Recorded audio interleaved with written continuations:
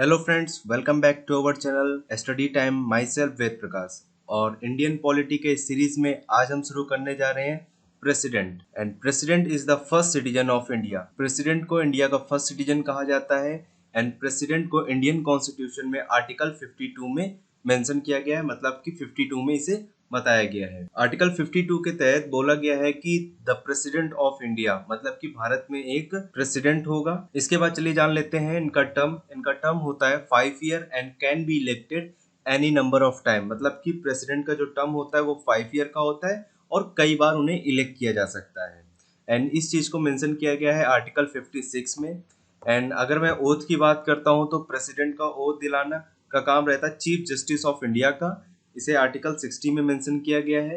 And अगर resign की बात करें तो रिजिग्नेशन वो दे सकते हैं वाइस प्रेसिडेंट को। इसे भी आर्टिकल 60 में ही मेंशन किया गया है। अब मैं अगर एलिजिबिलिटी की बात करता हूं तो आर्टिकल नंबर 58 के तहत जो प्रेसिडेंट होने के लिए जो एलिजिबिलिटी है वो है सिटीजन ऑफ इंडिया होना जरूरी है। मिनिमम एज जो होनी चाहिए वो 35 होनी चाहिए।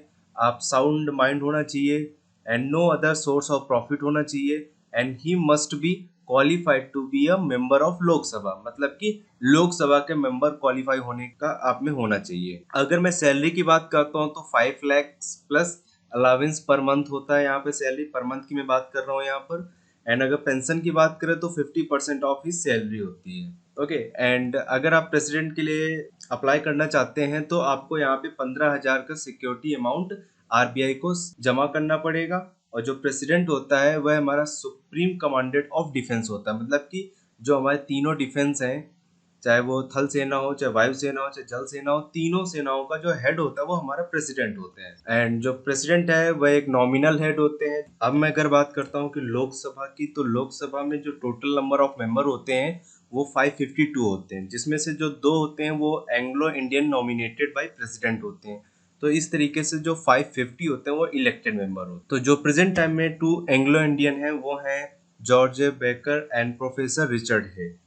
एंड वहीं अगर हम बात करें राज्यसभा की, तो राज्यसभा में टोटल नंबर ऑफ मेंबर होते हैं 250, जिसमें से 12 स्पेशल नॉलेज वाले होते हैं जैसे नॉमिनेटेड बाय प्रेसिडेंट होते हैं। तो इस तरीके से जो इलेक्टेड मेंबर होते हैं वो 238 मेंबर्स होते हैं। अब मैं अगर बात करता हूँ यहाँ पर इलेक्टोरल कॉलेज की, जिसका काम होता है प्रेसिडेंट के इलेक्शन की, मतलब कि प्रेसिडेंट को कैसे चुनना है। तो या फिर ये कह सकते हैं कि प्रेसिडेंट के लिए कौन कौन वोट कर सकता है।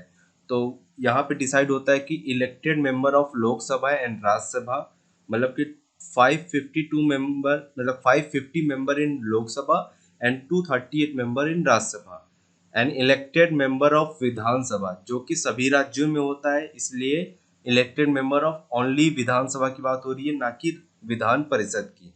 And elected member of UT, Delhi, Puducherry and Jammu and Kashmir. केवल इन 3 जगहों के ही यूटी के जो इलेक्टेड मेंबर होंगे वो ही केवल पार्टिसिपेट कर सकते हैं वोट देने के लिए प्रेसिडेंट के लिए। यहाँ पे जो Vidhan Parishad 14 member of both Lok Sabha and Rajya Sabha, मतलब कि जिन्हें प्रेसिडेंट नॉमिनेट करते हैं वो, और 6 यूटी जिस पर प्रेसिडेंट का रूल चलता है। तो ये जो 3 है ये लोग प्रेसिडेंट के लिए वोट नहीं कर सकते हैं। अब मैं अगर बात करता हूँ वीटो पावर ऑफ प्रेसिडेंट की, मतलब कि जो प्रेसिडेंट के क्या क्या पावर्स होते हैं बिल को लेकर के, वो यहाँ पे वीटो पावर्स में बात करेंगे।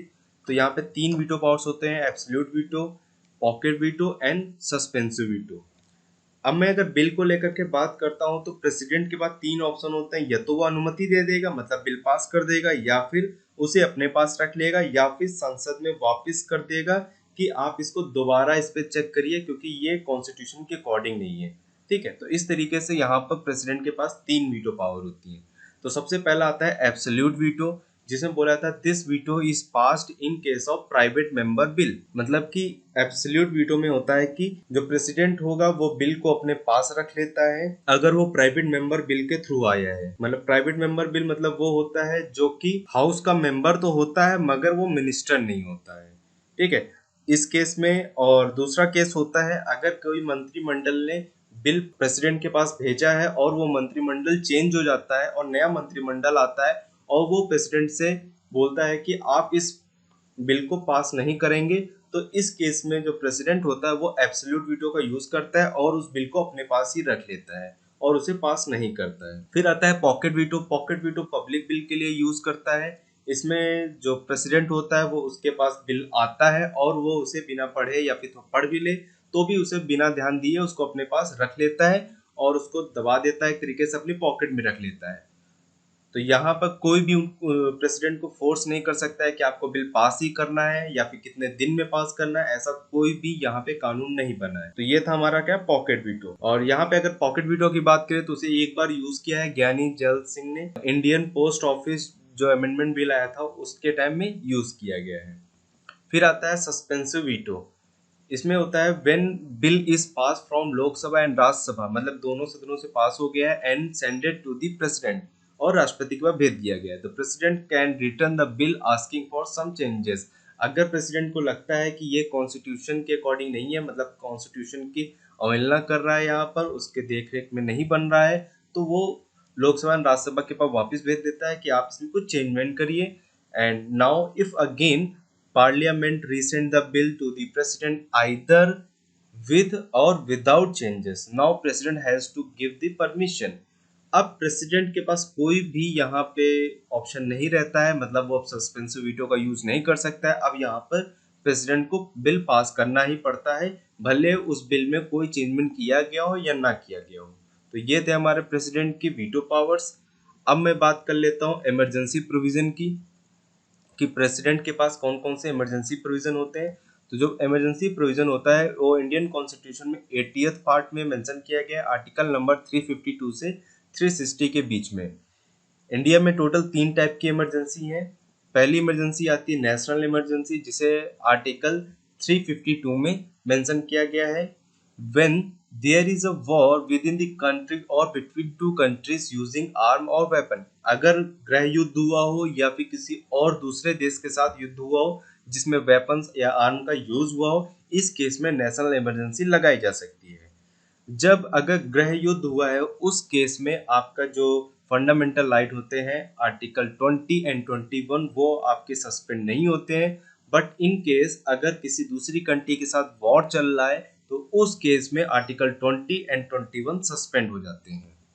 नेशनल इमरजेंसी इंडिया में 3 टाइम्स लगी हैं। पहली ये लगी है 1962 में इंडो चाइना वॉर में, फिर लगा था 1971 में इंडो पाकिस्तान वॉर में जिसमें बांग्लादेश बना था, फिर लगा था 1975 में इंटरनल इमरजेंसी लगी थी।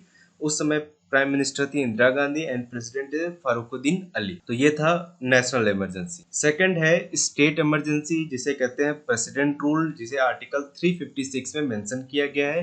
इसके तहत यह है कि when the state government fail to function as per the constitution then state emergency is imposed. मतलब कि जो स्टेट गवर्नमेंट है अगर वो फंक्शन करने में फेल हो गई है कॉन्स्टिट्यूशन के अकॉर्डिंग, तब वहां पे स्टेट इमरजेंसी लगती है। ऐसे केस में जो गवर्नर होते हैं वो प्रेसिडेंट से रिक्वेस्ट करते हैं कि आप यहाँ पे प्रेसिडेंट रूल लगा दिए, तो उस केस में प्रेसिडेंट एक एडवाइजर को अपॉइंट करते हैं और उसे गवर्नर के पास भेजते हैं, और वो एडवाइजर गवर्नर के साथ मिल करके उस राज्य को संभालता है और उसकी देखरेख करता है।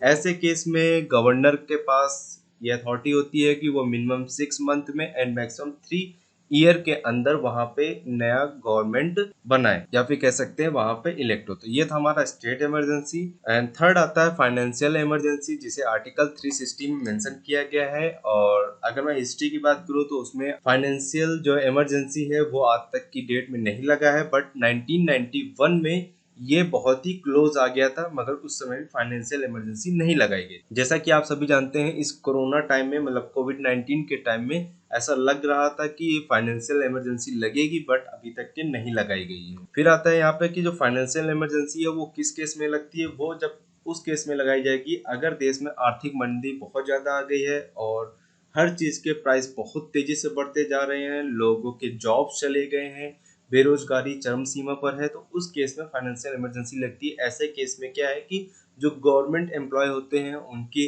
सैलरी भी कम कर दी जाती है, यहाँ तक कि जो जजेस होते हैं चाहे वो सुप्रीम कोर्ट हो चाहे हाई कोर्ट हो, सभी के जो जजेस होते हैं उनकी भी सैलरी कम कर दी जाती है। और यहाँ पे जो फाइनेंशियल इमरजेंसी वो प्रेसिडेंट लेता है, किसकी हेल्प से, यहाँ पर वो डायरेक्टली अपनी खुद की मर्जी से नहीं लेता है, वो council of minister and head of council of minister जो प्राइम मिनिस्टर होते हैं उनकी मदद लेकर के फाइनेंशियल इमरजेंसी लगाता है। ऐसे केसेस में जो यूनियन कह सकते हैं फेडरल और यूनियन यहाँ पे दो टर्म आ जाते हैं। एंड जो सेंट्रल होता है वो पूरे कंट्री पे एक तरीके से कंट्रोल पा लेता है, यहाँ पे स्टेट की पावर खत्म हो जाती है एंड सेंटर ही सभी जगहों के निर्णय लेने लगता है। तो इस तरीके से प्रेसिडेंट यहाँ पे जो आर्टिकल्स हैं, जिसे प्रेसिडेंट जो आर्टिकल नंबर 52 से 62 के बीच में मेंशन किया गया था, उसको मैंने यहाँ पे डिस्कस किया है।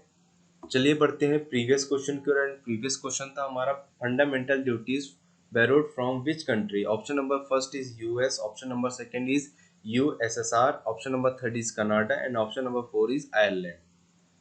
तो इसका करेक्ट आंसर है यूएसएसआर, जिसे आज रशिया के नाम से जाना जाता है। चलिए बढ़ते हैं क्वेश्चन ऑफ द डे की ओर। एंड आज का क्वेश्चन ऑफ द डे है how many veto power does the Indian president have. मतलब कि जो इंडियन प्रेसिडेंट है उनके पास कितने वीटो पावर्स होती हैं। Option number first is 5, option number second is 6, option number third is 4, option number 4 is 3। तो आप हमें अपना आंसर कमेंट बॉक्स में दे सकते हैं। अगर आपको हमारा ये वीडियो पसंद आया तो प्लीज़ इसे लाइक करें और अपने दोस्तों के साथ शेयर करें। अगर आप हमारे वीडियो देखते हैं और अभी तक सब्सक्राइब नहीं किया है तो प्लीज़ इसे सबसे पहले सब्सक्राइब कर लें एंड बेल आइकन दबाना बिल्कुल भी ना भूलें, जिससे कि आपको हमारे आने वाले वीडियोस के नोटिफिकेशन मिल सके। अगर आपको करंट अफेयर्स भी चाहिए तो आप हमारा इंस्टाग्राम पेज को फॉलो कर सकते हैं, जिसका लिंक डिस्क्रिप्शन में दिया हुआ है। और यहाँ तक का वीडियो देखने के लिए बहुत बहुत धन्यवाद।